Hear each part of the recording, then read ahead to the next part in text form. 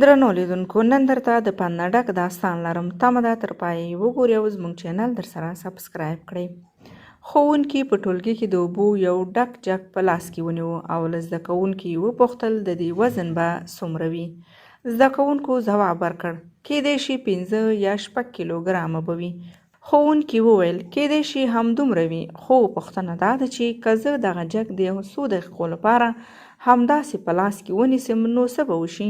زده کوونکو وویل هیڅ نه. ښوونکي بیا وپوښتل ښه که د 1 ساعت لپاره یې همداسې ونیسم نو څه به پیښ شي؟ یو شاګرد ځواب ورکړ ورو ورو به مو په لاس درد شي. ښوونکي شاباسي ورکړ او بیا یې وپوښتل که زه همداسې تر ډیره وخته دغه جګ په لاس کې ونیسم نو بیا به څه پیښ شي؟ شاګرد بیا وویل ښایي لاس مو له کاره ولویږي او خبره تر روغتونه ورسیږي. شاګردانو کټ کټ وخندل. استاد وویل ډیر ښه، خو آیا د جګ وزن کم شوی دی؟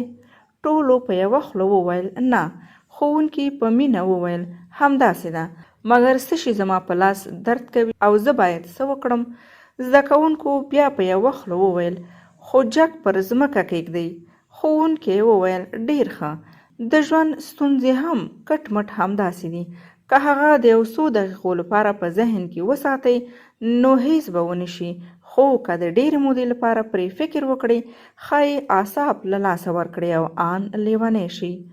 د ژوند پر ستونزو فکر کول ښه دي، خو مهمه دا ده چې د هرې ورځې په پای کې تر ویده کېدلو مخکې هغه پر ځمکه کیږدئ چې کله سهار پاڅیږئ بیا په پوره ځواک او انرژۍ له هر ډول ستونزو سره مبارزه کولی شئ.